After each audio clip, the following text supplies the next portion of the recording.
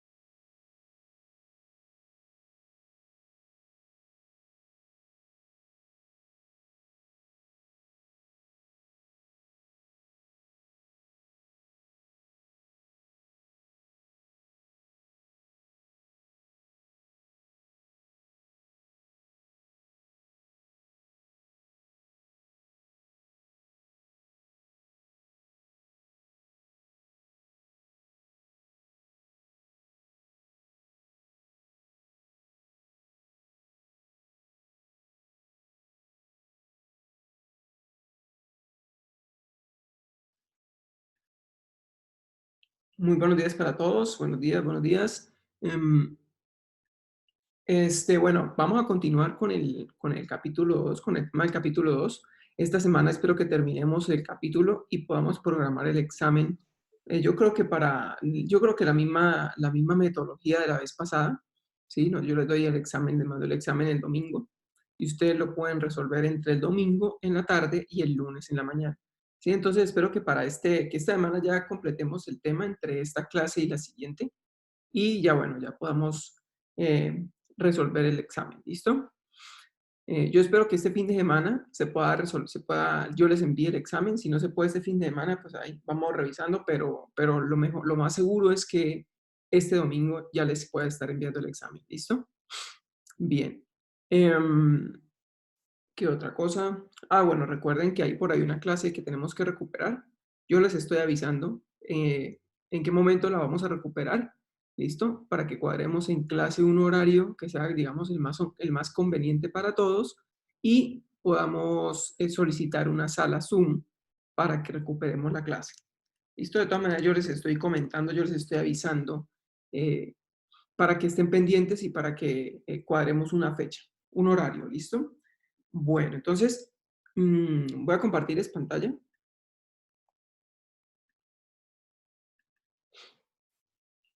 La clase pasada, la última clase que tuvimos, quedamos en esta parte.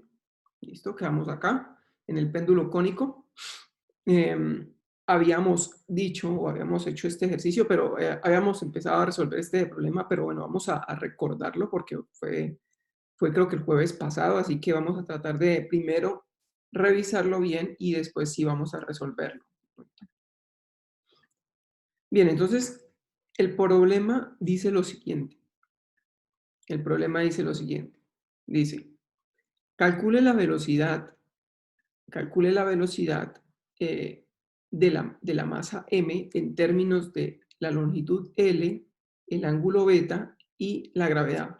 Entonces, esto es lo que tenemos que hacer, ¿sí? Calcular la velocidad de la masa, con qué rapidez se mueve, con qué rapidez se está moviendo en ese círculo, en ese péndulo, ¿sí? En términos de la longitud de la cuerda, del ángulo de abertura del péndulo, del cono que está formando el péndulo y de la gravedad. Listo, entonces ya habíamos definido que esta masa se está moviendo en un círculo, ¿sí?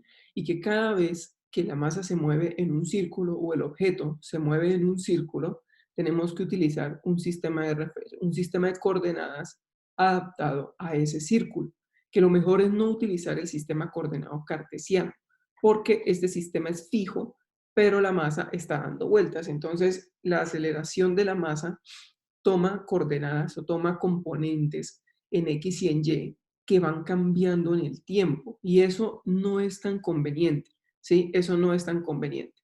Lo mejor es tomar un sistema de referencia en el cual la aceleración no cambie en el tiempo, sea la misma, ¿sí? En el cual uno de los ejes esté apuntando en la misma dirección de la aceleración. En ese sentido, el eje tangencial, el eje radial y el eje vertical que aparecen acá en el dibujo son muy útiles para poder resolver este problema. ¿por qué estos ejes están apuntando o por qué uno de estos ejes está apuntando en la misma dirección de la aceleración?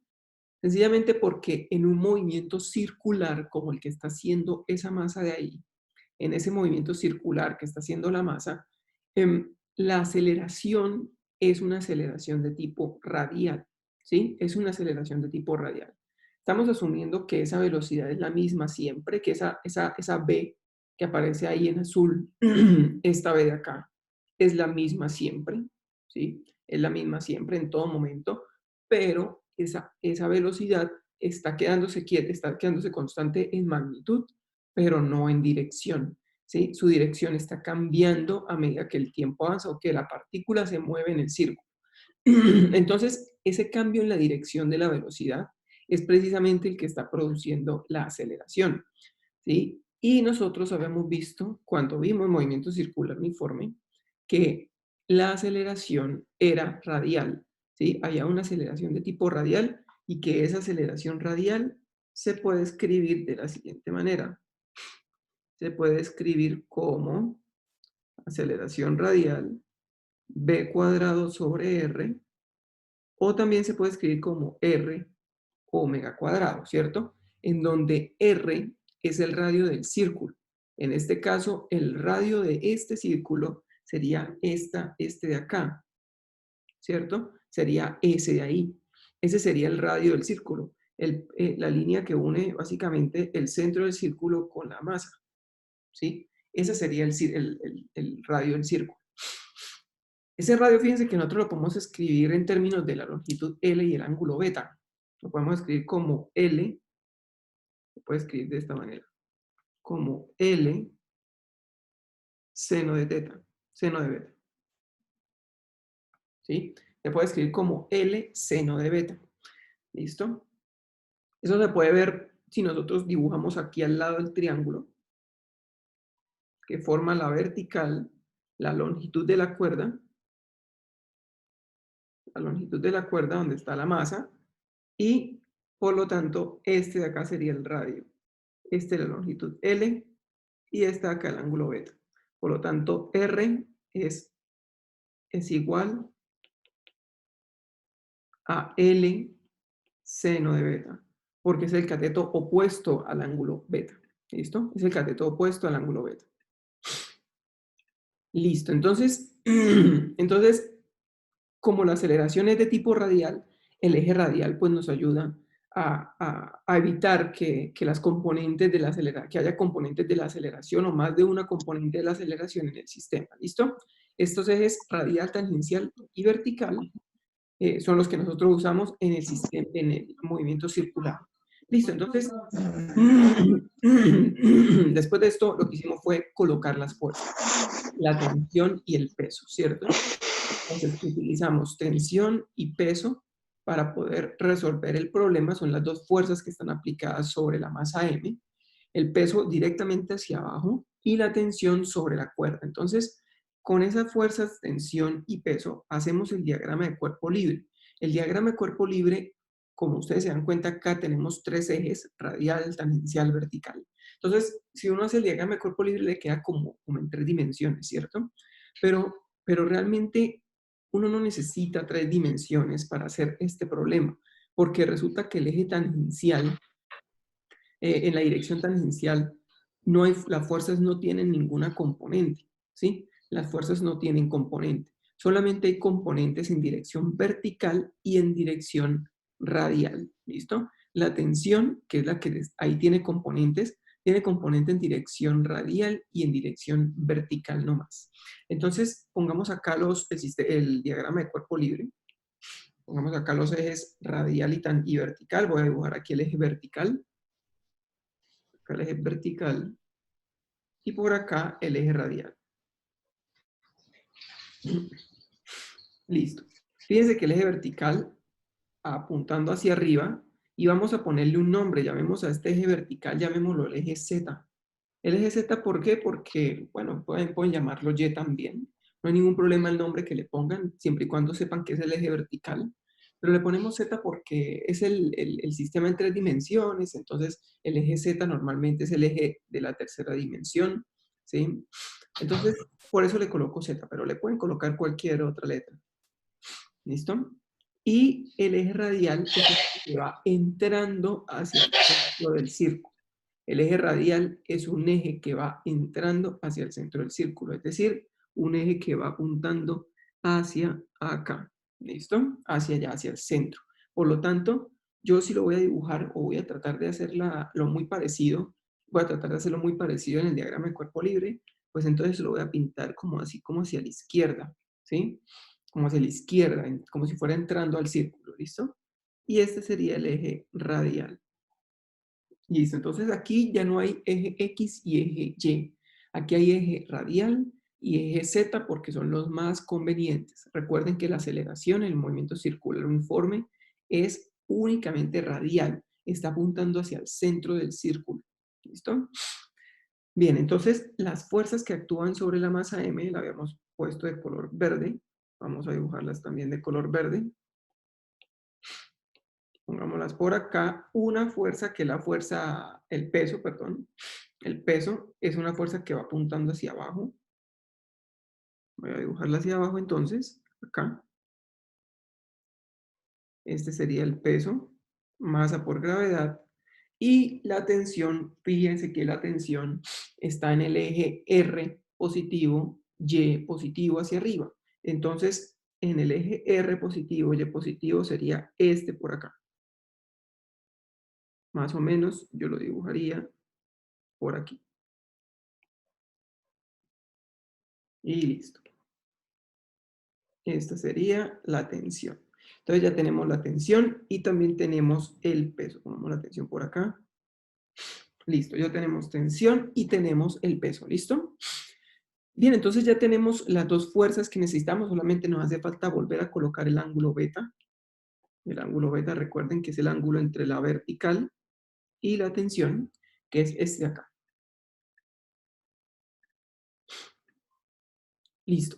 Entonces ya tenemos el diagrama de cuerpo libre. Ahora vamos a pasar a las leyes de Newton, a la segunda ley de Newton. ¿Listo? Entonces, primero que todo, vamos a hacer la segunda ley de Newton. Voy a ponerlo más acá. Vamos a hacer la segunda ley de Newton, pero para las fuerzas en la dirección únicamente radial, ¿sí? Solo para las fuerzas radiales. Bien, entonces uno lo que hace es sumar todas las fuerzas en la dirección que le interese, ¿sí? En la dirección que quiera, y a esa sumatoria de fuerzas la iguala a la masa por la aceleración en esa dirección que uno está haciendo, ¿sí? Entonces, fuerzas en dirección radial o sumatoria de fuerza en dirección radial igual a masa por aceleración radial. Si fuera en la dirección Y, pues sumatoria de fuerzas en Y, masa por la aceleración en Y. Si es en X, sumatoria de fuerzas en X, masa por aceleración en X, y así con cualquier eje. ¿Listo? Con cualquier eje es lo mismo. Listo.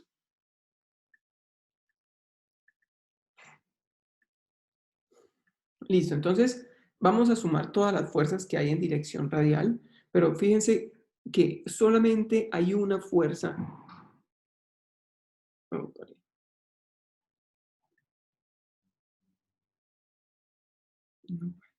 ¿me están escuchando?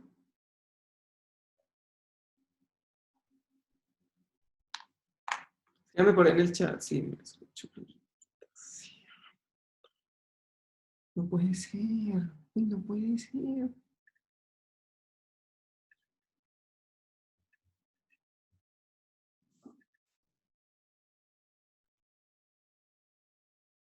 ¿Me escuchan?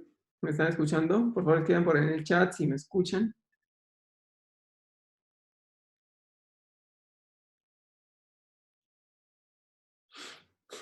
Escriban en el chat y bueno, perfecto. No puedo creer que haya sucedido dos veces lo mismo. O sea, otra vez volvió a sonar por allá una explosión, se volvió a ir la luz, se fue el internet y, pero afortunadamente, afortunadamente el internet volvió en esta ocasión. La verdad, no puedo creer que hubiera pasado dos veces lo mismo y creo que creo que en la misma, en el mismo jueves. Sí, o sea, como que los jueves están programados ya los transformadores para que exploten. Bueno, voy a compartir otra vez pantalla.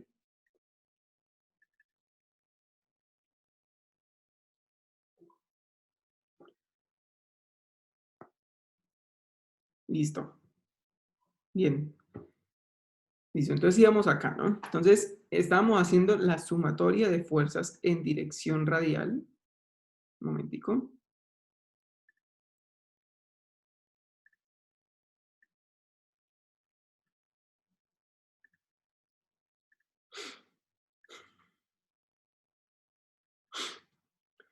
Listo, entonces estamos haciendo la sumatoria de fuerza en dirección radial. La única fuerza que aparece en dirección radial en el sistema, si uno se fija, es la tensión. La tensión es la única fuerza que va a tener una componente radial. Las otras fuerzas, la otra fuerza que es el peso, está completamente vertical, por lo tanto no tiene ninguna componente radial. Fíjense la componente en dirección radial de la tensión. Es esta de acá. Es esa componente de ahí que les acabo de dibujar. Esa es la componente en dirección radial. ¿Listo? Y como es el cateto opuesto, sería T seno de beta, ¿cierto? Sería T seno de beta. Esa sería la componente opuesta de la tensión, que es la componente en dirección radial. Ahora, si ustedes se dan cuenta, la tensión y el eje radial están los dos apuntando en la misma dirección, ¿sí? Ambos están apuntando en la misma dirección. Y la tensión y el eje radial, como apuntan en la misma dirección, entonces esa componente T seno de beta va a ser positiva. Recuerden, siempre que la componente apunte en dirección contraria, pues va a ser negativa. Pero en este caso es positiva, no importa que esté apuntando hacia la izquierda. Nosotros estamos acostumbrados a poner todo lo que sea positivo hacia la derecha, pero en este caso nuestro eje radial está apuntando hacia la izquierda. Es decir, todo lo que vaya a la izquierda es positivo. ¿Listo? En este caso, lo que es positivo es T seno de beta, que está apuntando hacia la izquierda, y esto, como ya no hay ninguna otra fuerza, lo igualamos a la masa por la aceleración. Pero nosotros ya habíamos dicho que la aceleración radial, que es esto de aquí, lo vamos a tener que reemplazar acá, ¿sí? Lo vamos a reemplazar ahí. Podemos reemplazar b cuadrado sobre r o podemos reemplazar r omega cuadrado. Cualquiera de las dos está bien. Lo importante de esto es utilizar el mismo sistema, utilizar la fórmula que más le convenga a uno, ¿sí? Y como la pregunta es precisamente cuál es la velocidad de la masa, cuál es la velocidad de la masa, es decir, cuál es esta velocidad de aquí. Entonces utilicemos esa fórmula porque es la que más nos conviene. Entonces pongamos acá b cuadrado sobre el radio, pero ya sabemos que el radio es L seno de beta. ¿Listo? L seno de beta. Entonces, fíjense que aquí podemos pasar L seno de beta al otro lado, es decir, podemos tomar este término de aquí y pasarlo acá. ¿Sí? Podemos pasarlo al otro lado y nos va a quedar de la siguiente manera. Nos va a quedar T por L seno cuadrado de beta, ¿cierto? T por L seno cuadrado de beta igual a masa por P cuadrado.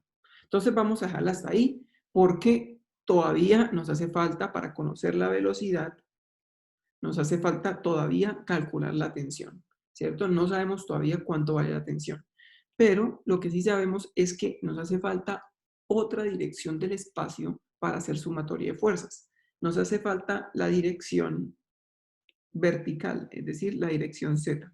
Entonces, hacemos también sumatoria de fuerzas en dirección vertical, ¿cierto? Hacemos sumatoria de fuerzas en dirección vertical y eso lo igualamos a la masa por la aceleración vertical. ¿Listo? Masa por aceleración vertical. Entonces, hacemos sumatoria de todas las fuerzas que estén apuntando en dirección Z. Fíjense que las fuerzas que están apuntando en dirección Z, en este caso, es esta de acá, ¿sí? Esa de ahí. Esa sería T multiplicado por el coseno del ángulo beta. ¿Listo? Sería T coseno de beta. ¿Por qué? Porque es que esa componente es la componente que está adyacente, que está pegada al ángulo beta. Por lo tanto, es T coseno de beta. Y la componente y el peso, perdón, y el peso está apuntando hacia abajo y es completamente vertical. Entonces, componente positiva, en este caso, T coseno de beta, y la componente negativa es el peso. Esto lo debemos igualar a la masa por la aceleración en z. Pero si nosotros nos damos cuenta, en este caso del péndulo, la masa, la masa que está colgando del péndulo no está moviéndose en dirección vertical, solamente se está moviendo en un círculo horizontal. Es decir, si por acá está la masa del péndulo, lo que está haciendo esto es hacer así. Haciendo esto. ¿Listo? Está haciendo esto. Entonces, si uno se da cuenta, está moviéndose siempre sobre un mismo plano vertical, horizontal, perdón, un mismo plano horizontal acá. ¿Sí? La masa está acá moviéndose siempre sobre el mismo plano horizontal. No está subiendo. Si la masa comienza a subir, es decir, si la masa por alguna razón tiene algún tipo de aceleración en dirección vertical, la masa lo que debe hacer es lo siguiente. Debe estar acá y cuando se acelera en dirección vertical, la masa debería subir. Debería subir, ¿sí? Debería estar subiendo. Pero la masa no cambia su velocidad, es decir, la masa no empieza a subir. Por lo tanto, la aceleración en dirección vertical es cero. La masa no se mueve ni así ni así. ¿Sí? No se mueve en esas direcciones. Bien. Entonces, simplemente vamos a colocar aquí que la masa por la aceleración pues es simplemente cero porque la aceleración es cero. Entonces tenemos dos ecuaciones. Esta ecuación que es la ecuación 1 y esta ecuación que es la ecuación 2. ¿Listo? Despejemos de la ecuación 2 la tensión y la reemplazamos en la ecuación 1 para poder despejar la velocidad. ¿Cierto? Entonces, de la ecuación 2, la tensión es igual a mg sobre coseno de beta, ¿cierto? mg sobre coseno de beta. mg lo pasamos al otro lado positivo y coseno de beta lo pasamos a dividir. Y listo, ya tenemos la tensión. La tensión la reemplazamos en la ecuación 1. En 1 nos quedaría mg sobre coseno de beta, ¿cierto? mg sobre coseno de beta, que es la tensión, así voy a dejarlo, tensión multiplicado por L seno de beta, seno cuadrado de beta, igual a m por b al cuadrado. Entonces, fíjense primero una cosa, y es que la masa está aquí y está acá. Entonces, yo las puedo cancelar. Están a ambos lados del igual, por lo tanto, se pueden cancelar, ¿sí? Y solamente nos quedaría la velocidad al cuadrado. Entonces, voy a escribirlo de esta manera. Voy a escribirlo de esta manera, Profe, ¿sí? profe, una pregunta. Ahí la masa se cancela porque está a ambos lados del igual, pero en los dos está multiplicando, ¿verdad? Sí, exactamente. Porque los dos se están multiplicando. Si la masa, por ejemplo, estuviera aquí, voy a poner aquí en azul, si la masa estuviera aquí, pues no se puede cancelar porque estaría dividiendo, ¿sí? Entonces, cuando uno divide todo entre la masa, en vez de cancelarse esa masa que está ahí en azul, quedaría masa cuadrada, ¿sí? Si uno quisiera cancelarla, no se puede, ¿sí? No se puede cancelar. Otra cosa, si por ejemplo tenemos lo siguiente, tenemos por ejemplo, a ver, qué ponemos por acá? Tenemos x más m por y igual a m por z. Un ejemplo, ¿sí? Un ejemplo cualquiera. X por más m por y igual a m por z.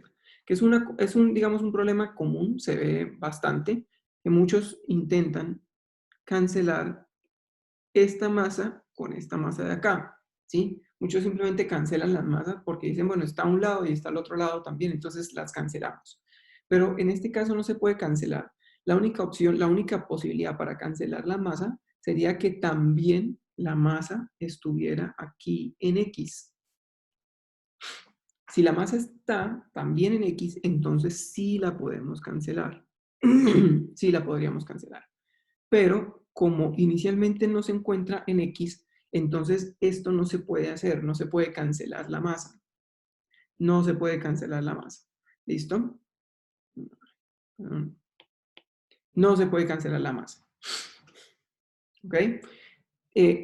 Lo que uno hace normalmente para cancelar es dividir todo entre la misma cantidad. Es decir, multiplicamos aquí 1 entre la masa y acá 1 entre la masa. O sea, todo lo dividimos entre m. ¿Sí? Todo lo dividimos entre m para cancelarlo. Pero ¿qué sucede? Que aquí x y aquí x queda como x sobre m y acá queda m sobre my y esto sería mz sobre m. Entonces, efectivamente, este se puede cancelar con este se puede cancelar con este, pero la masa del todo no se cancela, ¿sí? Queda ahí dividiéndose con x. Entonces, al final quedaría x sobre m más y más z. Fíjense que entonces no podemos simplemente quitar las masas así simplemente porque están en y y también están en z, entonces las cancelamos y ya. No. En x también tiene que estar la masa para que nosotros podamos cancelar. Si no se encuentra en x, entonces no se puede cancelar. ¿Listo? Y tiene que estar multiplicando. O sea, uno tiene que saber muy bien lo que está haciendo cuando hace álgebra. ¿Sí? Cuando uno hace álgebra, uno tiene que saber muy bien lo que está haciendo y seguir los pasos estrictamente estrictos de cada paso, de cada proceso de álgebra. ¿Sí? Si uno no sabe lo que hace, pues lo mejor es hacerlo paso por paso. ¿Sí? Paso por paso. A veces uno simplifica un lado y otro lado porque uno ya sabe que se puede, pero si uno no lo ve muy claro o si no tiene mucha práctica con eso, lo mejor es que hagan paso por paso cada proceso. ¿Listo? Voy a borrar acá.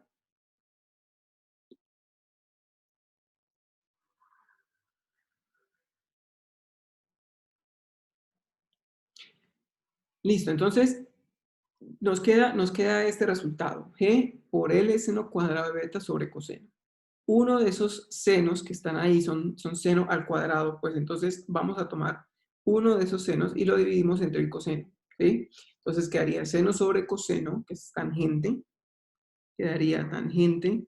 Bueno, G por L, naturalmente, lo ponemos primero. G por L, tangente de beta. Y nos queda seno de beta acá todavía. ¿Listo? Entonces queda seno sobre coseno tangente multiplicado por seno de beta. Y esto sería b al cuadrado. Si uno le saca la raíz cuadrada a esto, quedaría al final, quedaría b igual raíz cuadrada de g por l tangente de beta seno de beta.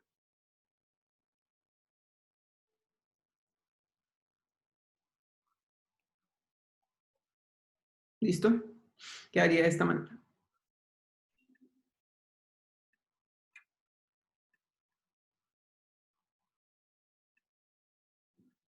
Listo, entonces esta sería la respuesta.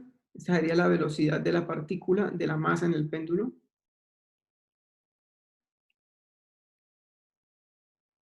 ¿Listo? Si uno se va a graficar esta ecuación, si uno va a graficar, por ejemplo, la velocidad en función del ángulo beta, para saber, por ejemplo, a medida que el ángulo beta aumenta o disminuye, cómo cambia la velocidad de ese sistema, ¿sí? Uno puede hacerlo. Yo lo voy a hacer porque ya lo hice en algún momento en un programa que grafica, ¿sí? Por eso ya sé cómo es la función, no es que sepa así a ojo cómo es la función raíz cuadrada de tangente de beta por seno de beta.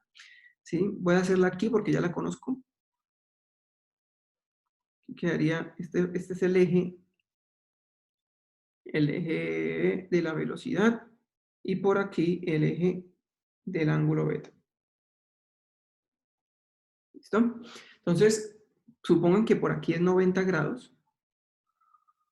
Esto es 90 grados.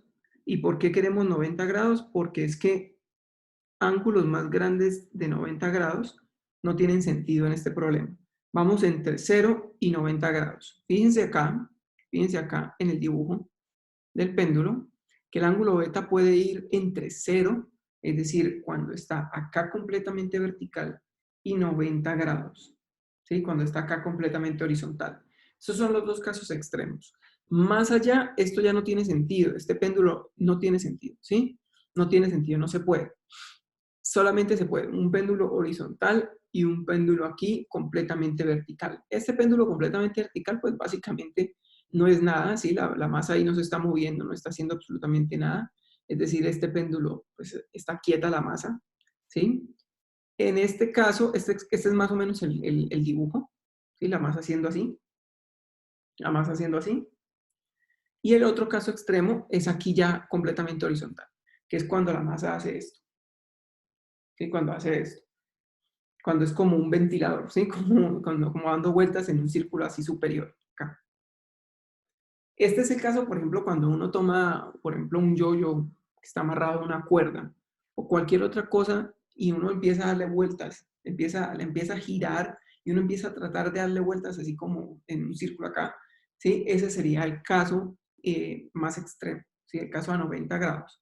Entonces, queremos saber cómo cambia la velocidad de la masa a medida que el ángulo beta aumenta o disminuye. Entonces, en el primer caso, en el caso en el que el ángulo es 0 grados, es decir, cuando está acá, la velocidad es 0. ¿Sí? Esto es la gráfica, esta es la gráfica de raíz cuadrada de g por L tangente de beta, seno de beta. ¿Listo? Esa es la gráfica de esta función. Y la gráfica hace más o menos lo siguiente. Acá se va más o menos como en una línea recta, casi que en una línea recta. Y acá empieza a tomar la curva. Más o menos así. Y aquí crece. Más o menos así es la gráfica de esa función. Como una línea, una recta al comienzo y después, ¡plum!, crece. ¿Listo? Entonces fíjense que lo que dice es que a medida que se acerca el péndulo a 90 grados, a medida que se acerca a esta posición extrema, en esta posición la masa está dando vueltas muy rápido, ¿sí? Muy rápido. Y ustedes recordarán cuando uno hace eso, de coger un objeto y empezarle a darle vueltas así, a darle vueltas, que uno tiene que darle vueltas muy rápido para que la masa quede dando vueltas completamente horizontal, ¿sí? Que quede así. ¿Listo? Entonces, en ese caso, la velocidad de la masa es muy grande. Realmente tiende a infinito. ¿Listo? Tiende a ser muy grande. Bien, muy distinto a este caso, en el que la masa aquí no tiene absolutamente ninguna velocidad, ¿sí? No tiene ninguna velocidad, la velocidad aumenta, aumenta, aumenta, aumenta, y cada vez que se acerca más a 90 grados, ¿sí? Cada vez que se acerca más a 90 grados, es decir, a esto, estos son 0 grados, estos son, por ejemplo, 30 grados,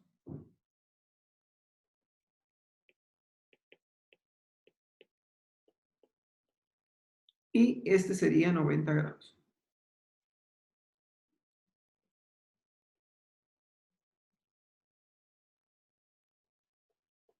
¿Listo? Estos son como los casos. Bien, entonces cuando está en 90 grados es que la masa adquiere la mayor velocidad que se pueda. Algunos resultados interesantes, bueno, ese con el ángulo, ¿sí? Ese con el ángulo, entre mayor ángulo tenga la velocidad va a ser más grande. Si la inclinación del péndulo o el cono es muy abierto, pues entonces la masa va a estar moviéndose con una velocidad muy grande. Em, la longitud del péndulo también afecta. Entre mayor sea la longitud de la cuerda, más es la velocidad, mayor es la velocidad. Entre más larga la cuerda, mayor es la velocidad. Y finalmente, fíjense que como tercer resultado, el péndulo no depende de la masa. La velocidad de esa masita, de esa esfera que está en el péndulo, no depende de qué tanta masa tenga esa esfera, ¿sí? Recuerden, aquí estamos asumiendo que la esfera se encuentra en el vacío, o sea, que no hay aire en el ambiente, ¿sí? Que no hay aire, por lo tanto la masa puede girar sin ningún tipo de fricción con el aire, ¿sí? Sin ningún tipo de rozamiento con el aire. Entonces, la masa no afecta la velocidad de la partícula. Puede ser una masa de 100 kilogramos o una masa de 1 kilogramo y la velocidad va a ser la misma. ¿Listo? La misma velocidad. ¿Preguntas? ¿Alguna pregunta?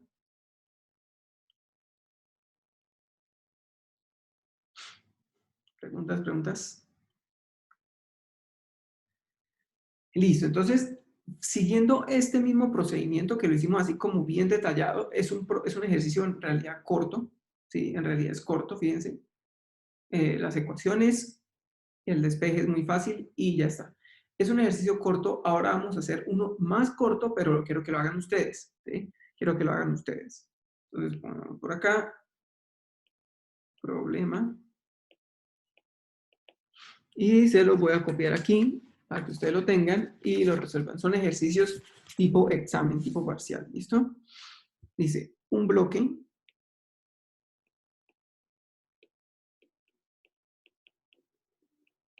de masa M, y un bloque de masa M, se coloca a una distancia R del centro de una mesa giratoria.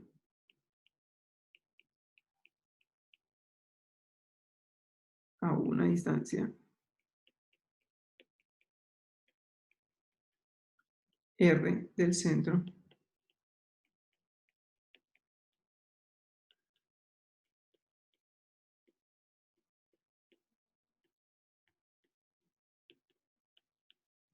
de una mesa giratoria, de una mesa giratoria.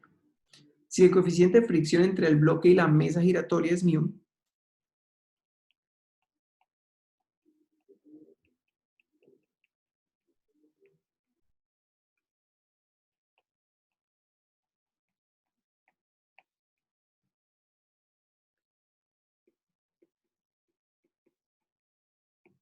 y la mesa es μ, ¿cuál es la máxima?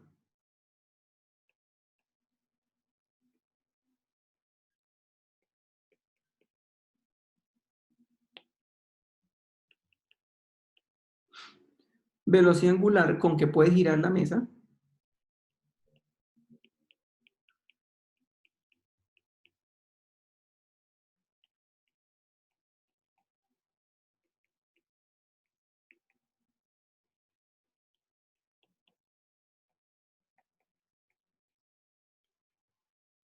La mesa, de manera que el bloque no se deslice. De manera que el bloque no se deslice.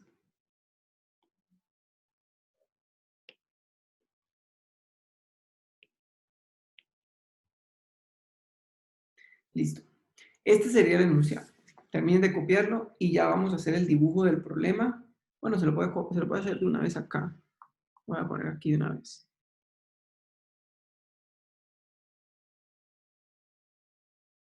Una vez por acá. El dibujo es el siguiente. Nos dan un dibujo en 2 dimensiones.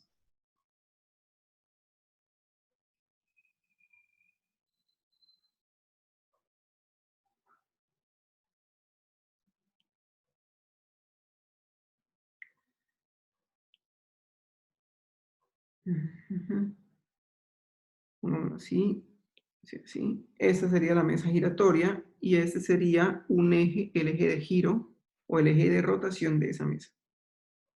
Este de acá.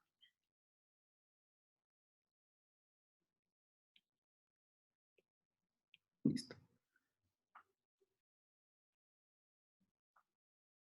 Y la masa la vamos a poner por aquí a una distancia R del centro de la mesa.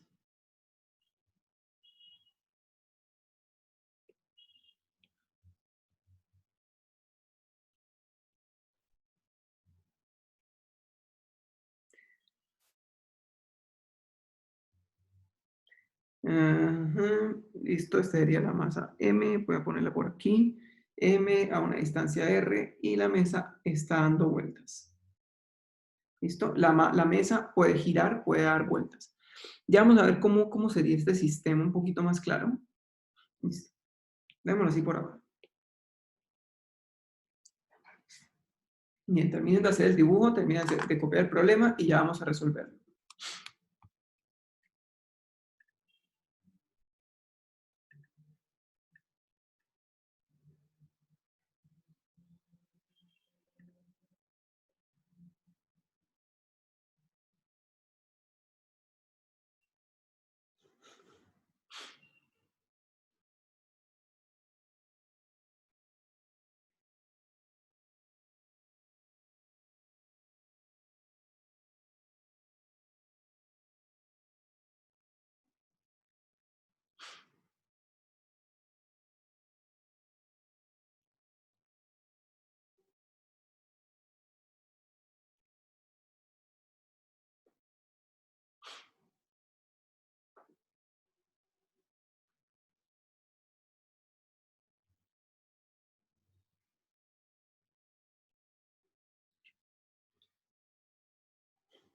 Listo, entonces, este es un dibujo en 2 dimensiones. El problema dice lo siguiente: un bloque de masa m se coloca sobre una mesa, se coloca a una distancia R mayúscula, del centro de una mesa giratoria. Supongo que la mesa giratoria es como una especie de disco, puede ser un disco, ¿sí?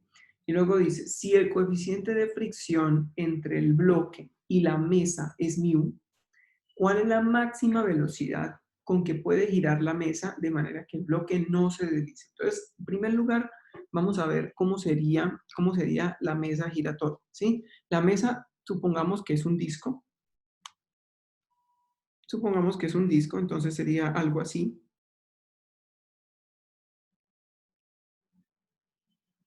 Visto acá como en 3 dimensiones.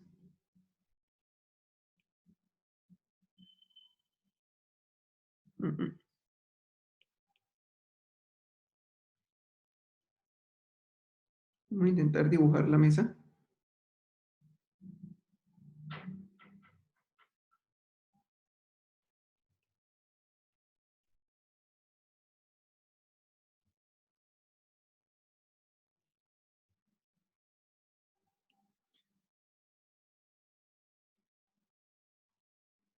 Más o menos así, ¿sí? Ese sería como el disco. Pongámosle aquí un grosor para entender que esta es la mesa giratoria.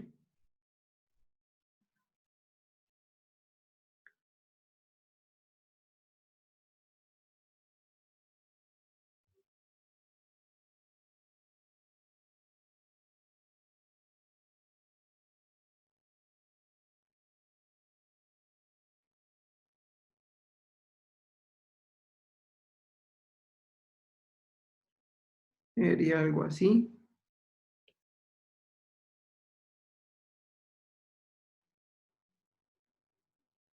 Algo así, ¿listo? Algo así sería la mesa giratoria. Algo así sería la mesa giratoria. El eje de rotación de esa mesa es el siguiente, es el mismo eje que dibujamos al otro lado. Sería un eje que pasa por todo el centro de la mesa. Un eje que pasa por todo el centro de la mesa. ¿Listo? Y permite que la mesa, o bueno, permite no, hace que la mesa gire alrededor de ese eje con una velocidad angular omega, ¿listo? Que es precisamente la pregunta, la velocidad angular con la que rota la mesa. Entonces, el bloquecito de masa m lo montamos en ese disco, lo montamos sobre el disco, supongamos que lo podemos poner por aquí. Y me perdonarán la perspectiva, más o menos así. Este último lo voy a borrar. Queda más o menos así.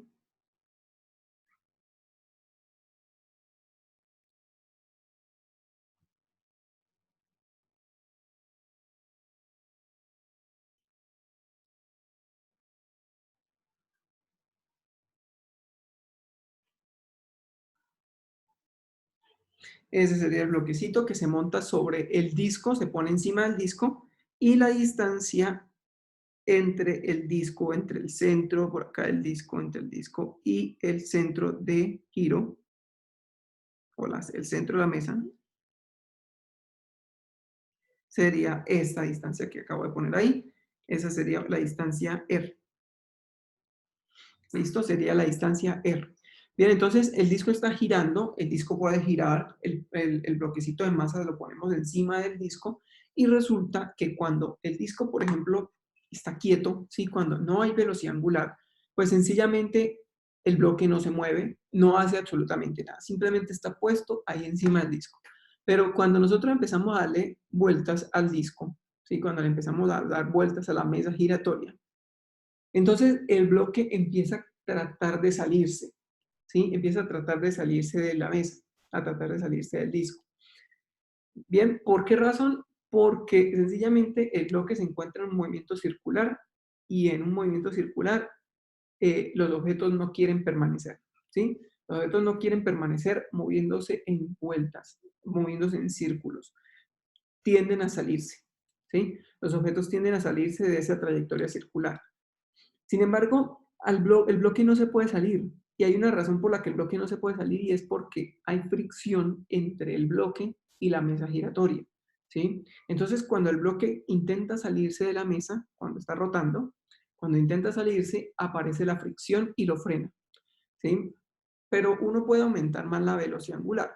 Sin embargo, cuando uno aumenta la velocidad angular, el bloque se quiere salir más, pero la fricción también aumenta, ¿sí? Entonces, la fricción de todas maneras sigue frenando al bloque y evita que el bloque se salga, ¿sí? Sigue frenando al bloque, evitando que el bloque se salga. Es decir, la fricción aumenta cuando aumentamos la velocidad angular, ¿sí? La fricción aumenta en la medida en que la velocidad angular aumenta, más o menos de la siguiente manera, más o menos de la siguiente manera. Fricción, velocidad angular. Entonces, cuando la velocidad angular es cero, pues la fricción también es cero, por una sencilla razón, porque el bloque no se va a querer salir, no se va a querer ir para ningún lado, entonces no es necesario que aparezca fricción para nada, ¿sí? Pero cuando la velocidad angular empieza a aumentar, la fricción también aumenta. Entonces la velocidad angular aumenta, la fricción también aumenta, hasta que llega a un punto en el cual la fricción ya no puede aumentar más. Fíjense que la fricción no puede aumentar infinitamente, ¿sí? La fricción no puede aumentar infinitamente. Llega hasta un punto en el que se vuelve máxima, es decir, a una velocidad angular por acá. Velocidad angular máxima, una fricción por acá, máxima. ¿Sí? Llega hasta un punto máximo en donde la fricción ya no puede crecer y después de ese punto, la fricción disminuye un poco y se vuelve después constante, aproximadamente constante, ¿no?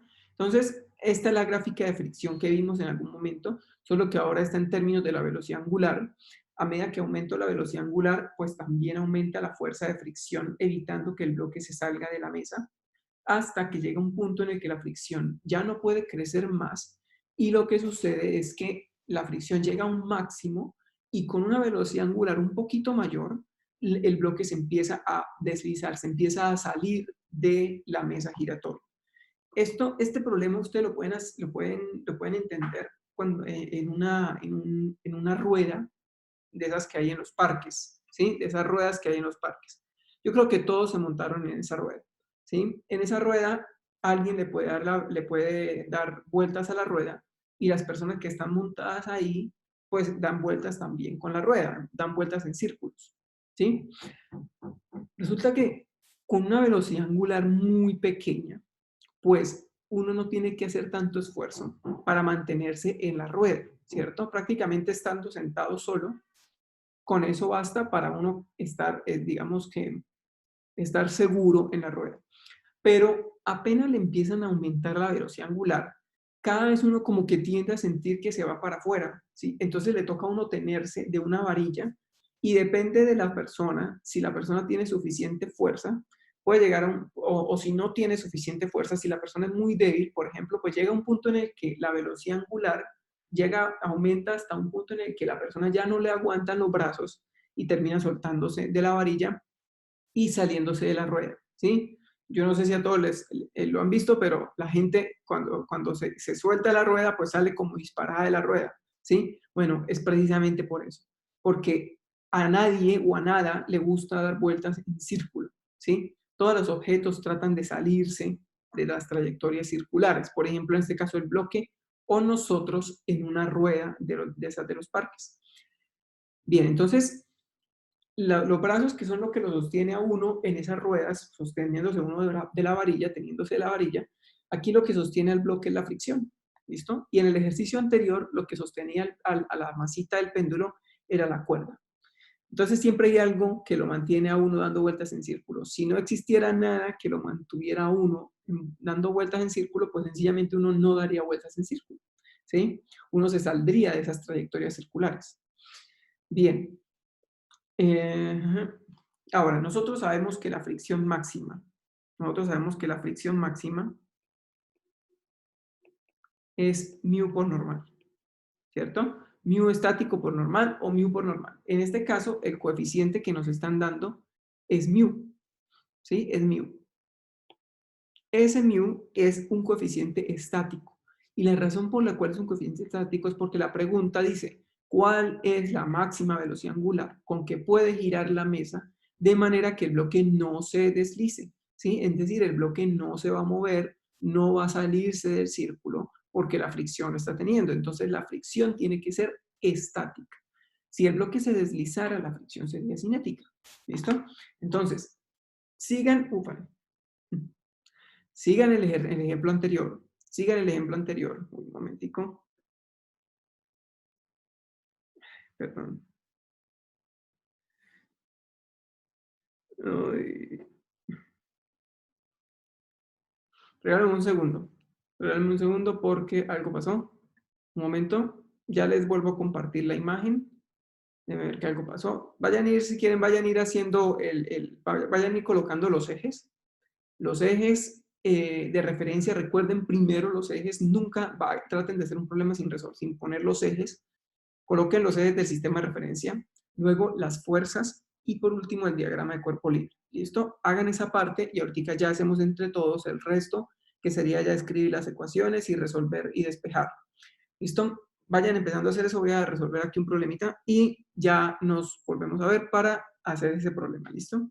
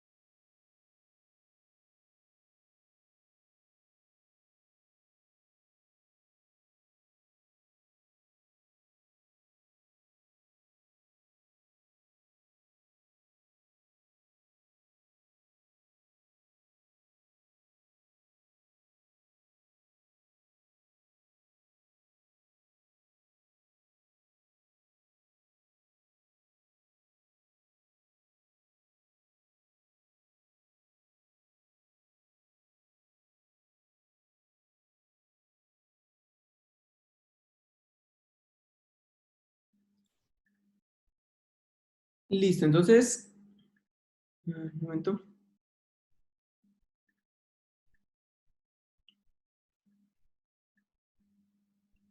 Bien, entonces vamos a resolver el problema. Vamos a, primero, recuerden colocar un sistema de referencia. ¿Listo? Tenemos que escoger un sistema de referencia que sea adecuado para cada problema. ¿Listo? Para cada problema tenemos que escoger un sistema de referencia adecuado. Y eso es en cierta forma la misión de ustedes o la labor de ustedes es buscar siempre un sistema de referencia que sea lo más adecuado para el problema. Pueden utilizar cualquiera, pero no todos son tan convenientes. ¿Listo? Lo primero, o en primer lugar, esta masa que vemos ahí está dando vueltas en círculo, ¿sí? Y como está dando vueltas en círculo, lo mejor es utilizar un sistema de referencia que esté adaptado a ese círculo. En este caso, lo mejor es un sistema de referencia tangencial, radial y vertical, ¿sí? Ese sistema de referencia lo voy a dibujar, por ejemplo, primero en el dibujo de la derecha, ¿listo? Voy a dibujarlo acá primero.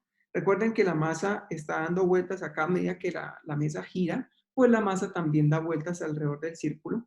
Es decir, la masa hace este movimiento de acá.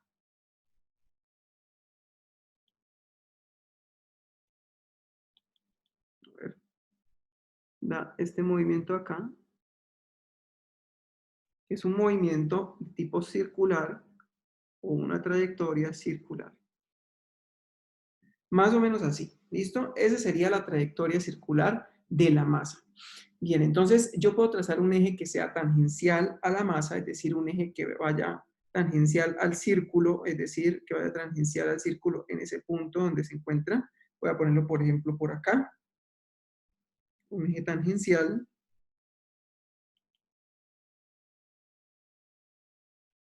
¿Listo? Ese eje tangencial. Un eje que sea radial, es decir, un eje que vaya desde el centro o que una el centro del círculo con la masa. Un eje así. ¿Listo? Que une el centro del círculo con la masa, y un eje vertical que nos ayuda a descomponer o a definir fuerzas en esa dirección. ¿Listo? Pongamos el eje vertical por acá. Listo. Entonces ya tendríamos los ejes tangencial, radial y vertical. ¿Listo? Este es el eje tangencial. Tangencial. Este es el eje radial. Y este es el vertical. Listo. Entonces ya tenemos los tres ejes. Esos ejes los voy a dibujar en el gráfico del lado, ¿sí? En la figura de al lado. Pero como la figura al lado es una figura en dos dimensiones, entonces no necesitamos todos los tres ejes. Hay un eje que sobra, ¿sí? Definitivamente el eje vertical, pues no sobra, ¿cierto? Porque el eje vertical es precisamente el eje perpendicular al plano del disco. Y ese eje entonces sería este de acá. Sería ese de aquí, el eje vertical, que nosotros, recuerden, lo estamos llamando Z. Y el eje radial tampoco sobra porque es un eje que une la masa con el centro del círculo. ¿Listo? Entonces, ese eje que une la masa con el centro del círculo sería este eje de acá. Está uniendo la masa con el centro del círculo. Así. ¿Listo? Bien, voy a poner un poquito más largo. Listo. Ese sería el eje radial.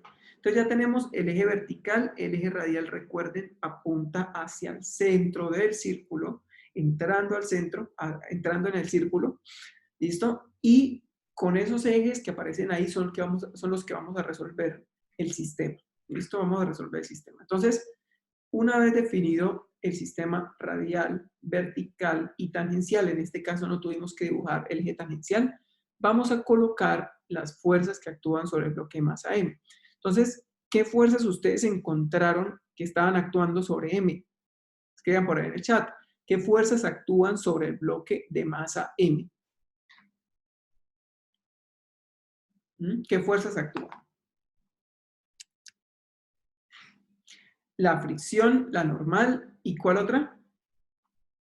Y el peso, ¿cierto? Entonces, está la normal con la con la mesa giratoria, pongámoslas de verde, así.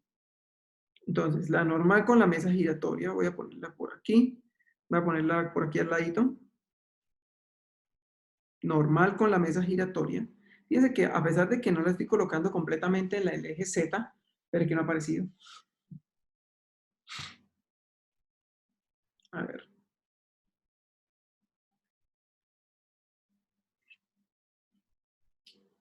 Creo que se congeló la imagen, voy a dejar de compartir y volverla a compartir.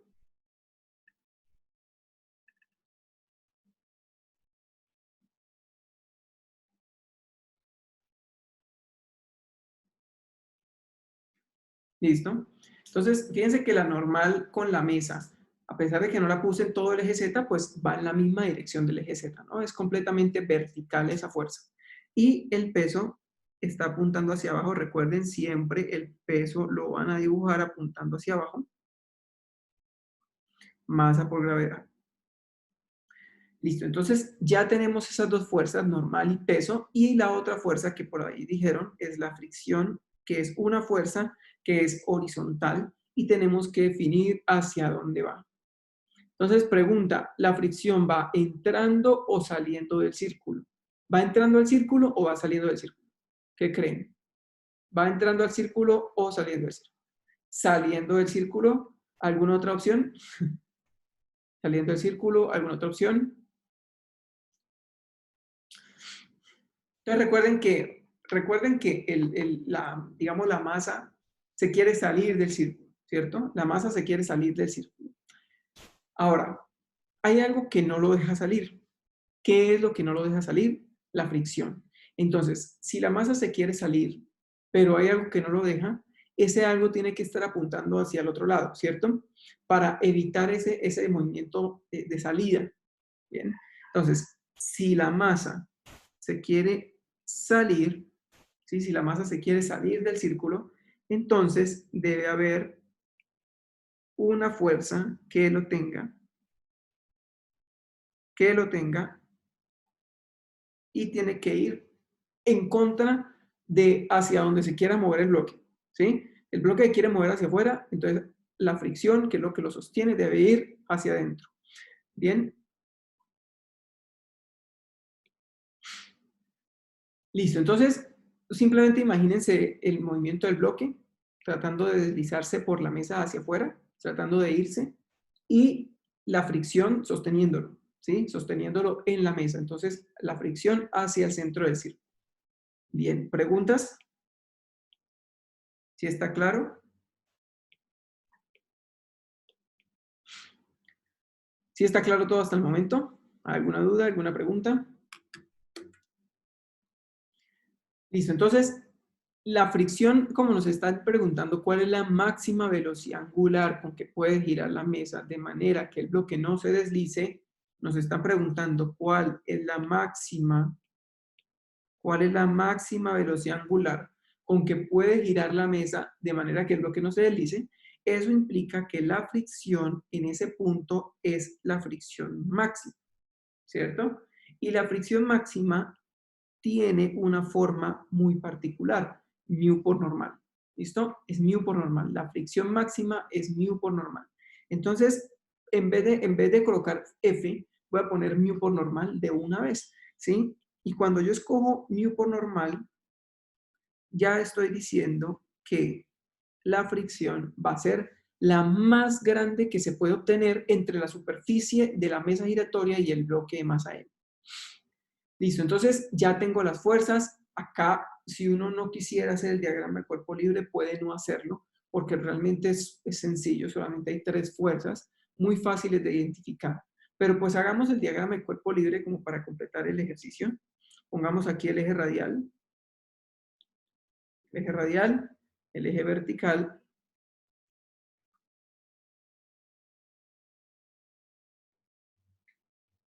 ¿listo? Eje vertical, eje radial.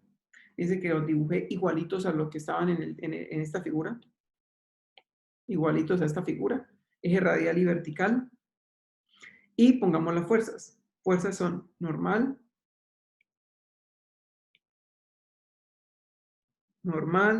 hacia arriba, el peso hacia abajo, normal, peso, y la fuerza de fricción apuntando hacia el centro del círculo. Fricción, mu por normal. Listo, ya no hay más fuerzas aplicadas en este sistema, simplemente estas tres. Bien, algunos de pronto estuvieron tentados a colocar una fuerza hacia afuera, como emulando, tratando de simular digamos, como el efecto que tiene el bloque tratando de salirse.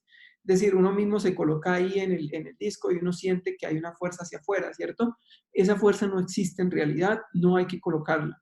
Es simplemente un efecto del movimiento. Nosotros estamos en un movimiento circular o el bloque está en un movimiento circular y ningún objeto quiere estar en un movimiento circular. Siempre se quieren salir de los movimientos circulares. ¿Listo? ¿Por qué razón? Porque los movimientos circulares son acelerados. Y nuestra inercia, lo que busca es tratar de mantenernos en el estado de movimiento con velocidad constante o en reposo. ¿Listo? Así que movimientos acelerados a los objetos no les gusta, ¿sí? No les gusta. En este caso, ese bloque, en ese movimiento acelerado, pues trata de salirse del círculo, ¿sí? Trata de salir de ese movimiento acelerado y por lo tanto, ese efecto del movimiento a veces se confunde con una fuerza, ¿sí? A veces se confunde con una fuerza, ya en el siguiente ejemplo lo vamos a ver mejor. Pero solamente están estas tres fuerzas, normal, peso y fricción. Ahora, rápidamente, sumatoria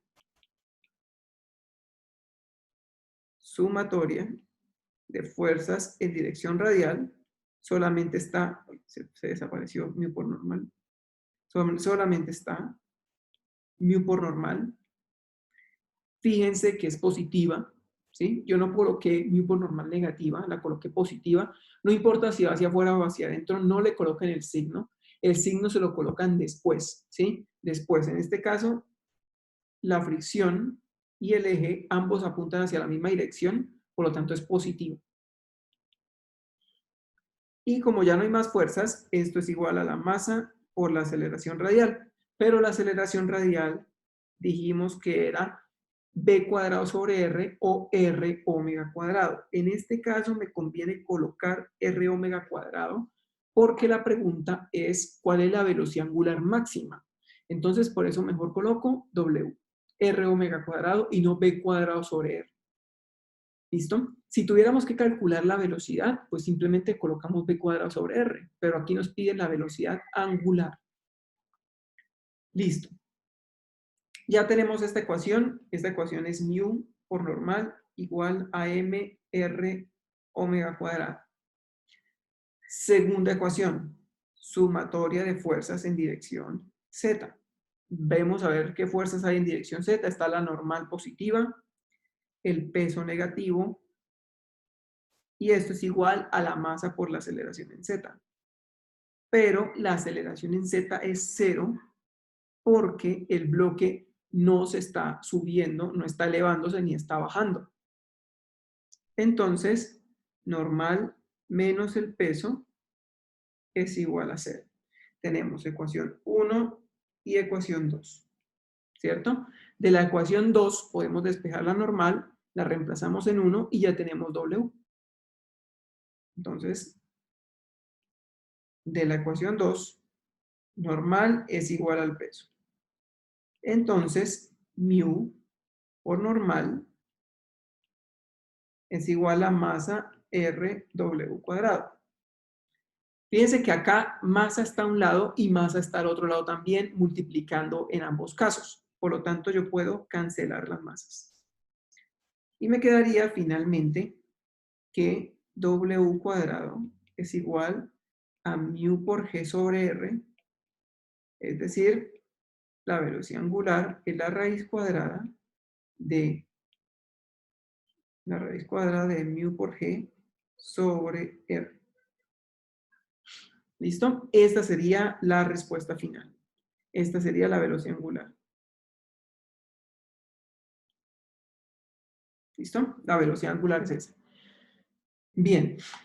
Lo más complicado de este tipo de problemas es escoger el sistema de referencia. La verdad, eso es lo más complicado escoger el sistema de referencia. ¿Listo? Ahora, recuerden que cuando vimos movimiento circular, nosotros simplemente dijimos que había una aceleración radial, ¿sí? Que había una aceleración apuntando hacia el centro del círculo. Pero esa aceleración radial, cuando vimos cinemática, era un poco extraña, ¿sí? Difícil entender por qué una aceleración hacia el centro del círculo cuando la masa no se está moviendo hacia el centro del círculo, ¿sí? Pero esa aceleración, recuerden que era una aceleración que se encargaba de cambiar la dirección del vector velocidad. Cambia la dirección del vector velocidad. En este caso, en estos casos de movimiento de leyes de Newton, uno entiende un poco más por qué razón aparece la aceleración radial. Fíjense que la fricción es una fuerza que va apuntando hacia el centro del círculo, ¿cierto? La fricción es una fuerza que va apuntando hacia el centro del círculo, en la misma dirección a la que apunta la aceleración radial. Entonces, la fricción es precisamente la que está produciendo esa aceleración radial que uno no entendía muy bien anteriormente, ¿sí? ¿Por qué razón aparecía aceleración radial? Bueno, pues aparece una aceleración porque hay una fuerza en esa dirección, ¿sí? En este caso, la fricción es la fuerza que se encuentra en esa dirección y la aceleración que genera esa fuerza es la aceleración radial, b cuadrado sobre r o r omega cuadrado. ¿Listo? Hay tres cosas importantes que uno puede concluir de este problema. Cosas a nivel físico. Primero que todo, una de ellas es muy obvia, ¿sí? Una de ellas es muy obvia, y es que la velocidad angular, esta es la velocidad angular más grande. Aquí a veces uno se tiende a confundir un poco. Esta velocidad angular, voy a escribirlo acá para que usted lo tenga presente. Máxima velocidad angular.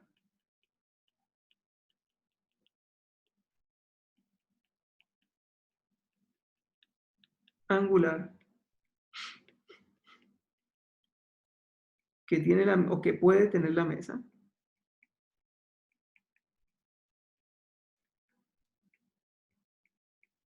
sin que el bloque se deslice.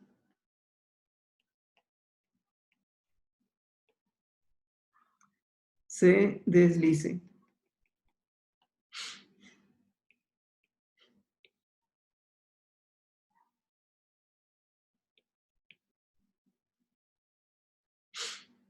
Listo, entonces hay que tener muy claro qué fue lo que encontramos nosotros. Esta es la máxima velocidad angular, que en el dibujo anterior la llamamos W máximo. Es la máxima velocidad angular que puede tener la mesa sin que el bloque se deslice. Entonces, un resultado, digamos que obvio, sin necesidad de hacer todo este montón de leyes de Newton, podríamos deducirlo, es que la velocidad angular, depende de la fricción o del coeficiente de fricción. Entre mayor sea el coeficiente de fricción, la velocidad angular máxima es más grande, ¿sí? Y entre más pequeño sea el coeficiente de fricción, la velocidad angular va a ser más pequeña. ¿Eso qué quiere decir? Si la mesa está muy bien pulida, es decir, si el coeficiente de fricción es muy pequeñito, ¿sí? Indicando que la mesa está muy bien pulida y que el bloque está muy bien pulido, que casi no hay fricción, entonces con cualquier fricción, así sea pequeñita, con cualquier velocidad angular, perdón, así sea muy pequeña, el bloque se va a empezar a deslizar, ¿sí? Simplemente porque la fricción es pequeña, no hay suficiente agarre. No hay suficiente agarre entre el bloque y la mesa. Si la fricción, por el contrario, es muy grande, es decir, si los bloques son si la superficie del bloque y de la mesa es muy irregular, entonces hay suficiente agarre, de manera que uno le puede dar mucha velocidad angular al disco y aún así el bloque no se desliza. ¿Listo? Eso es obvio, no se necesita todo esto de la ley de Newton para calcularlo, pero aquí lo demostramos, efectivamente depende del coeficiente de fricción. Otro resultado que no es tan obvio es que la velocidad angular no depende de la masa. No importa, volvemos aquí arriba, no importa cuánta masa usted coloque ahí en esa mesa, ¿sí? No importa si usted coloca una masa de 10 kilogramos o una de 1 kilogramo, la velocidad angular más grande que puede aguantar la mesa giratoria sin que el bloque se deslice es la misma en ambos casos, ¿sí? Es la misma sin importar cuánta masa pongan ustedes. Obvio, tienen que mantener el mismo coeficiente de fricción. Si no mantiene el mismo coeficiente de fricción, pues naturalmente la situación va a cambiar, ¿sí? Por ejemplo, si ustedes tienen un cubito, si ese cubito que está ahí es de madera, tiene un coeficiente de fricción, supongan, de 0.2, ¿sí?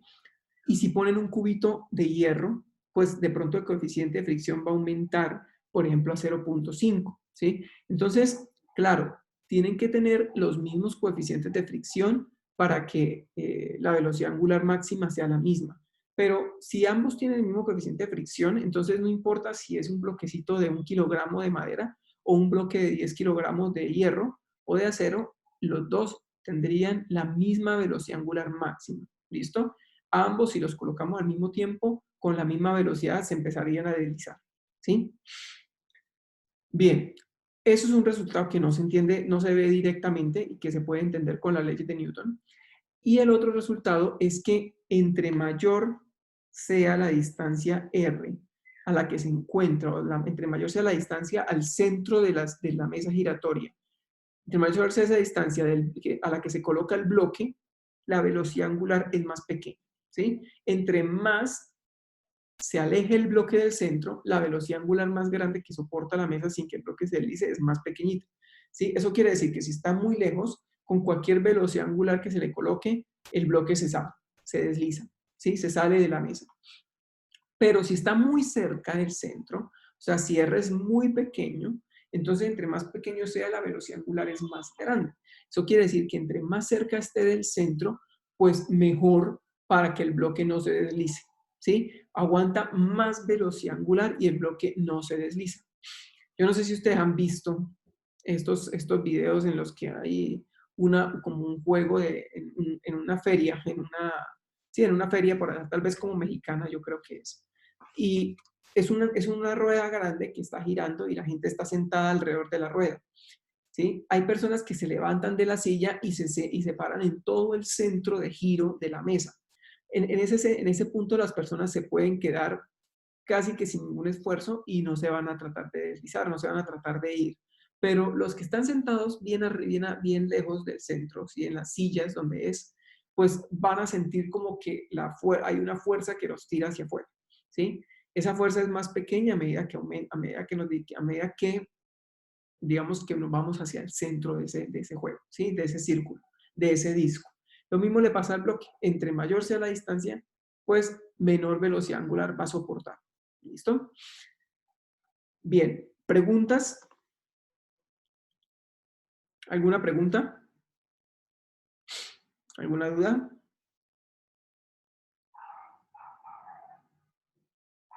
Listo. Ahora vamos a hacer, digamos, un último ejercicio antes de pasar al movimiento, a fuerza gravitacional, que es el otro tipo de fuerza que tenemos que ver, ¿sí?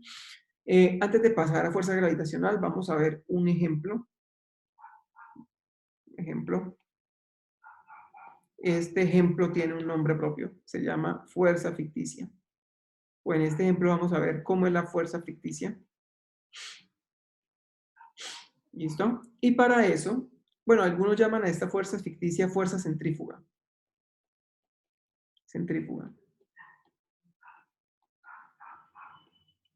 ¿Listo? En realidad, siéndole sincero, la fuerza ficticia es una fuerza que no es real, ¿sí? Es una fuerza que en realidad no existe. Así de simple. Hay muchos libros en donde no están de acuerdo con el uso de la fuerza ficticia o de la fuerza centrífuga. Aquí lo vamos a ver simplemente para explicarles que no es necesario utilizarlas, ¿sí? No son necesarias. Eh, y por lo tanto, lo mejor es no usarlas, ¿sí? No usarlas. Realmente utilizarlas tiene problemas en cuanto a los conceptos de física, violan algunos conceptos de física. Entonces, lo mejor es no utilizarla, ¿sí? Desde el punto de vista formal, no se deben usar. Entonces, vamos a hacer el ejemplo acá. Supongan que tenemos un vagón de un tren. Supongan que tenemos acá el vagón de un tren. Por aquí los rieles, las llantas.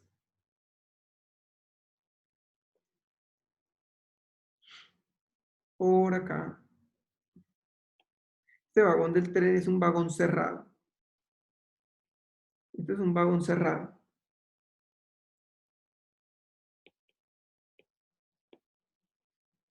Listo.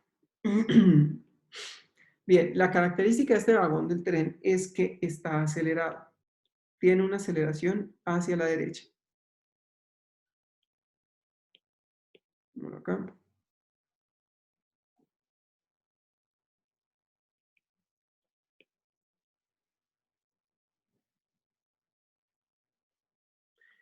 ¿Listo? Tiene una aceleración hacia la derecha.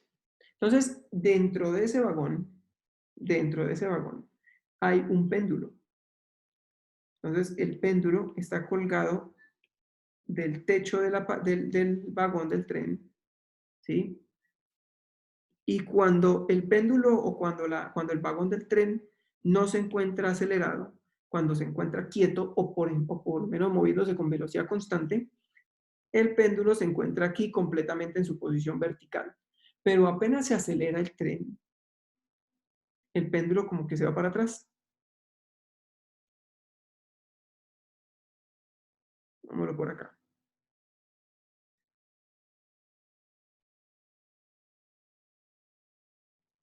¿Listo? Apenas acelera el tren, el péndulo se va para atrás. Entonces, una persona que está dentro del tren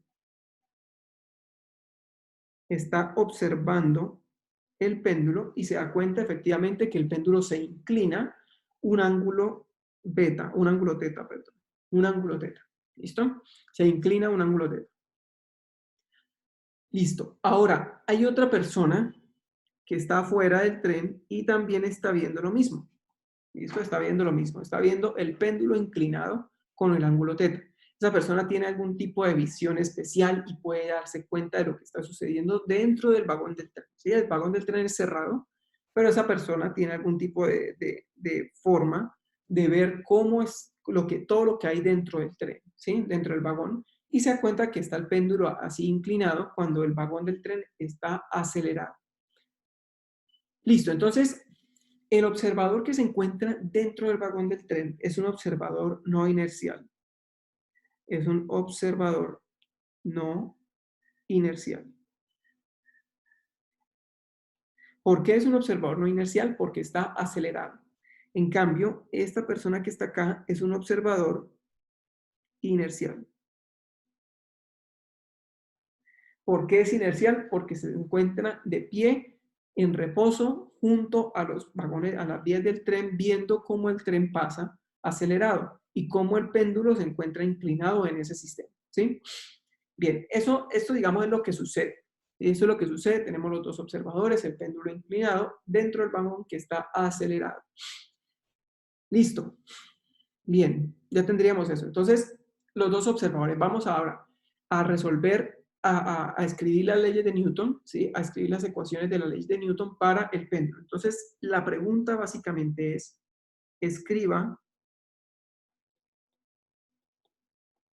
la segunda ley de Newton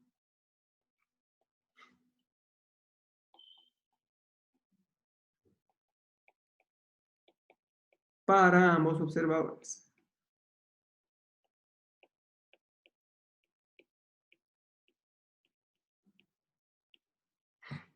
Para ambos observadores, ¿listo? Entonces, lo primero que tenemos que hacer, recuerden, escoger un sistema de referencia. Vamos a poner un sistema de referencia normal, un sistema X y Y. Voy a dibujarlo por acá. Recuerden, el sistema de referencia en las leyes de Newton lo pueden dibujar donde quieran, ¿sí? Yo lo quiero dibujar acá. Yo lo voy a dibujar aquí.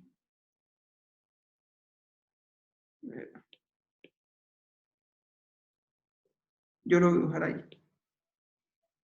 X, Y. Lo importante del sistema de referencia en las leyes de Newton es definir las direcciones, ¿sí? El eje X está apuntando hacia la derecha, todo lo que vaya hacia la derecha es positivo, el eje Y apunta hacia arriba, todo lo que vaya hacia arriba es positivo. Para eso es lo único que nos sirve el eje en los sistemas de referencia en las leyes de Newton. Usted lo pueden hacer acá, lo pueden hacer por acá, lo pueden hacer por acá, lo pueden hacer por aquí, lo pueden dibujar donde quieran, si quieren dibujarlo acá, acá, donde quieran lo pueden dibujar. no importa. Lo importante, todos esos sistemas que les dibujé ahí son los mismos, ¿sí? Son exactamente los mismos en posiciones distintas, pero al fin y al cabo todos dicen que lo que vaya hacia la derecha es positivo, lo que vaya hacia arriba es positivo. ¿Listo? La ubicación del sistema de referencia solamente importa en cinemática porque tenemos que poner una posición inicial, ¿cierto? Pero ustedes pueden usar cualquier sistema en cualquier lado, lo importante es que sepan dónde está inicialmente el objeto que quieren describir. En este caso no necesitamos describir nada de posición inicial, por lo tanto pueden colocarlo donde quieran, ¿sí? Una vez coloquemos el sistema de referencia, el segundo paso es dibujar las fuerzas que actúan sobre la masa. Entonces, las fuerzas que actúan sobre la masa son, en este caso, la tensión en la cuerda y el peso.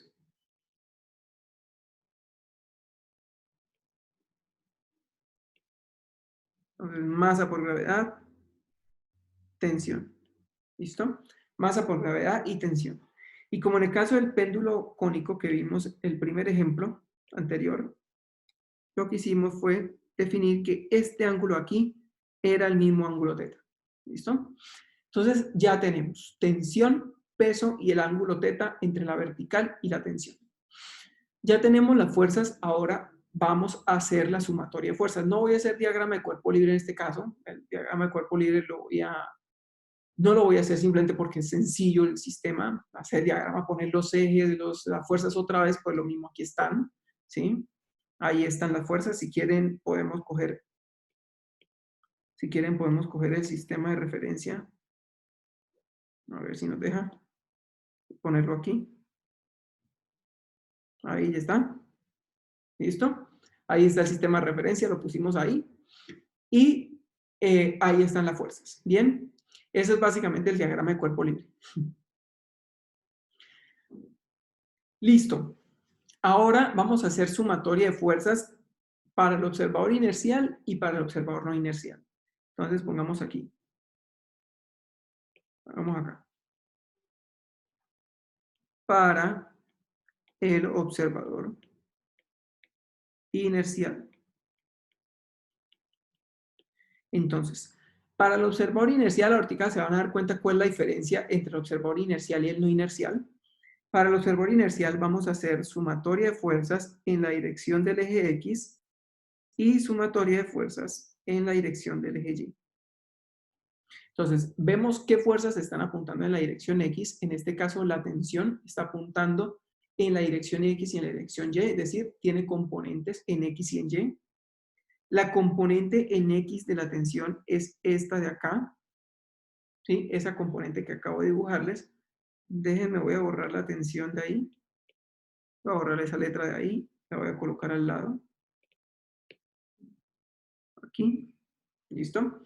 Entonces, esa componente azul es el cateto opuesto al ángulo θ. Por lo tanto, sería T seno de θ.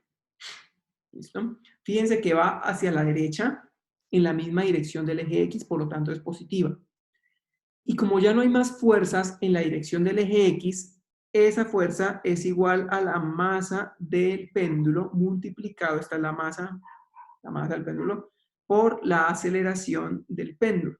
¿Cuál es la aceleración del péndulo? La aceleración del péndulo es la misma aceleración del tren, ¿sí? La misma aceleración del tren porque al fin y al cabo el péndulo está dentro del vagón del tren, ¿sí? Entonces se acelera con la misma aceleración del tren. Listo. Sumatoria de fuerzas en Y. Tensión, coseno de θ, sería esta componente de aquí. ¿Sí? Sería esa componente ahí, tensión coseno de θ, porque es el cateto adyacente al ángulo θ, menos el peso igual a 0, porque en dirección Y no se mueve la partícula.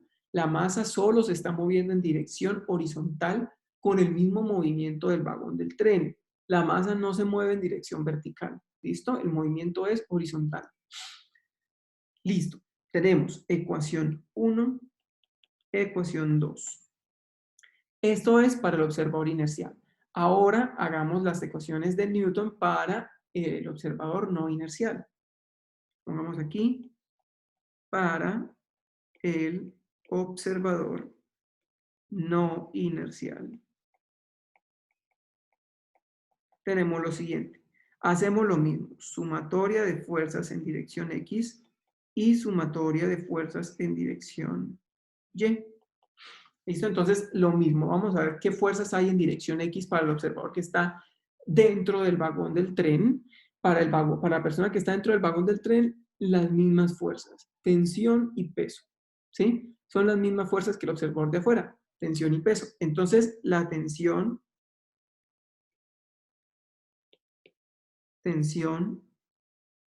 seno de teta es la componente en X de la fuerza de la tensión. Y aquí es donde viene la diferencia con el observador inercial. La diferencia entre el observador inercial y el no inercial es que para el observador que está dentro del vagón del tren, la masa no tiene ninguna aceleración. ¿Sí? Si ustedes lo quieren ver de otra manera, imagínense cuando van en un bus, cuando ustedes van en Metrolínea, ¿sí? Van en Metrolínea sentados en la silla y la persona que está al lado de ustedes también va sentada en la silla, ¿sí? Si el bus está acelerado, si el bus va acelerado, ustedes ven la persona del lado y dicen, esta persona no se está moviendo con respecto a mí, ¿cierto? Esta persona está quieta ahí sentada al lado mío.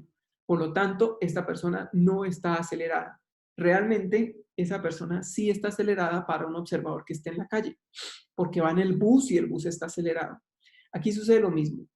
La masa está dentro del vagón del tren, lo mismo que el observador no inercial, ¿cierto? Entonces, para ese observador que está dentro del vagón, la masa m no se está acelerando, está quietica ahí, suspendida, ¿sí? Entonces, para el observador que va dentro del vagón, la aceleración es cero. Esa es la diferencia entre el observador inercial y el no inercial. El observador inercial sí puede determinar la velocidad de la masa, la aceleración, perdón, de la masa, pero para el observador no inercial, la masa no se está acelerando, simplemente porque no se está moviendo. ¿Listo? Sumatoria de fuerza en Y, lo mismo. Tensión coseno de teta menos masa por gravedad igual a 0. Esta sería ecuación 3 y ecuación 4. Listo, ya tenemos las ecuaciones para ambos sistemas de referencia, para el observador inercial y el no inercial. Ahora una pregunta para que ustedes piensen. ¿Cuál de las dos ecuaciones? Fíjense que la ecuación 2 y la ecuación 4 están perfectos. No tienen ningún inconveniente. ¿Sí? La ecuación 2 para el observador inercial es la misma ecuación 4 para el no inercial. Pero, ¿qué pasa con la ecuación 1 y la ecuación 3? No son iguales. ¿Sí? No son iguales. Entonces la pregunta para ustedes es, ¿cuál de las dos ecuaciones está bien y cuál está mal? No puede ser que ambas sean distintas. No puede ser. ¿Sí? No puede ser porque estarían dándonos cosas diferentes. Pregunta para ustedes, ¿cuál de las dos ecuaciones está bien? ¿La 1 o la 3? ¿Cuál de las dos tiene sentido para ustedes y cuál no tiene ningún sentido?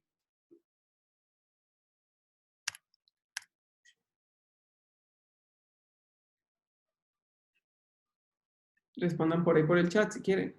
¿Cuál de las dos ecuaciones está bien y cuál está mal?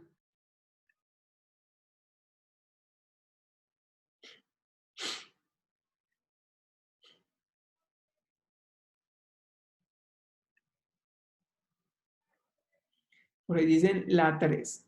Exactamente. La 3 está mal. Exacto, la 3 está mal. La tercera ecuación no tiene sentido porque es t seno de teta igual a 0. ¿Qué quiere decir t seno de teta igual a 0? Quiere decir o que el ángulo es de 90 grados, ¿sí? No, o que el ángulo es de 0 grados, es decir, el péndulo está completamente vertical, lo cual no es cierto porque los observadores lo ven inclinado, ¿sí? Porque los observadores se dan cuenta que el péndulo está inclinado, es decir, el ángulo no es de 0 grados, el ángulo es diferente de 0, está inclinado, por lo tanto el seno del ángulo no puede ser 0. Y por lo tanto, la única opción que nos queda es que la tensión es 0, ¿sí? Que la tensión es 0. lo cual tampoco es cierto, porque hay una cuerda y la cuerda está tensionada, está sosteniendo la masa. De hecho, es la que está sosteniendo la masa. Si la cuerda no existiera, la masa se cae. Así de simple. Entonces, esa ecuación 3 está mal. ¿Sí? Esa ecuación 3 está mal. Tenemos que buscar una manera para arreglar la ecuación 3. Hay que buscar una manera para arreglar la ecuación 3. De hecho, fíjense que no, la ecuación 3 está mal, por lo tanto, no es necesario tratar de arreglarla. Simplemente la ecuación para el observador no inercial no está bien, ¿sí? Por lo tanto, lo que vamos a escribir acá es que las leyes de Newton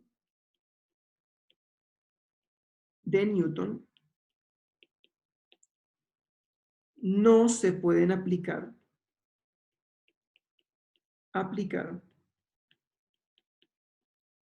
en observadores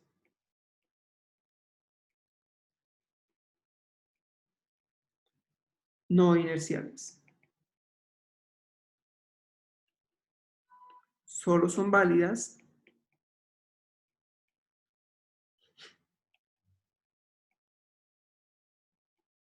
en observadores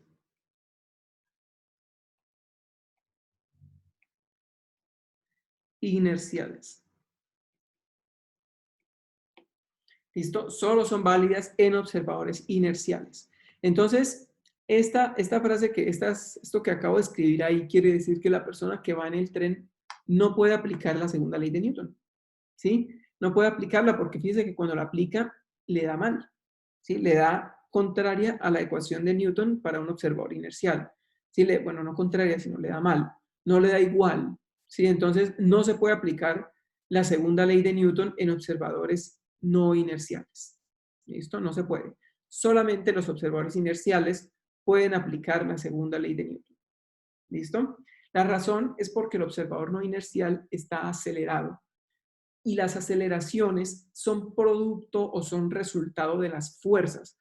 Por lo tanto, hay una confusión o hay un problema cuando usted trata de determinar fuerzas y aceleraciones en un observador que ya está acelerado, un observador que está contaminado con una aceleración, ¿sí? Y que lo que va a suceder es que va a falsear las leyes de Newton, ¿sí? Como esta que está acá. Ese observador está acelerado y por lo tanto no puede aplicar la ley de Newton porque las leyes de Newton están escritas en términos de aceleraciones. Entonces, la próxima clase, ¿sí? La próxima clase vamos a ver cómo algunas personas arreglan la ecuación número 3. ¿Cómo arreglan la ecuación número 3? Introduciendo una fuerza ficticia, ¿sí? Introduciendo una fuerza ficticia. Sin embargo, esa forma, la verdad es que está mal, ¿sí?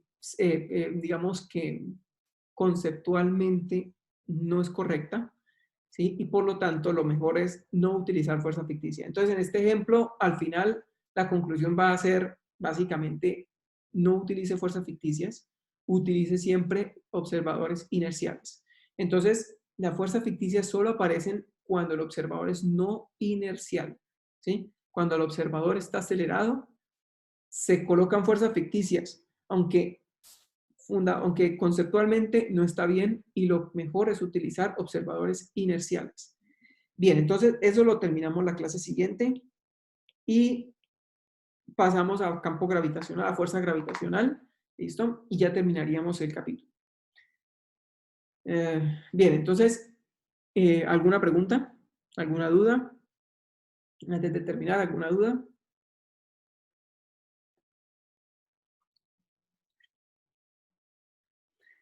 Listo, entonces nos vemos muchachos, hasta luego, que estén bien, que tengan buen día.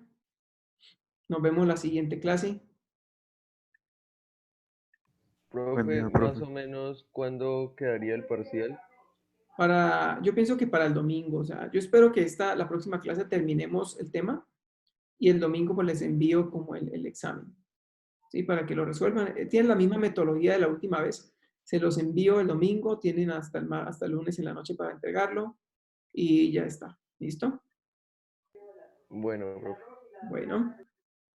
Bueno, hasta luego muchachos, que estén bien, que tengan buen día.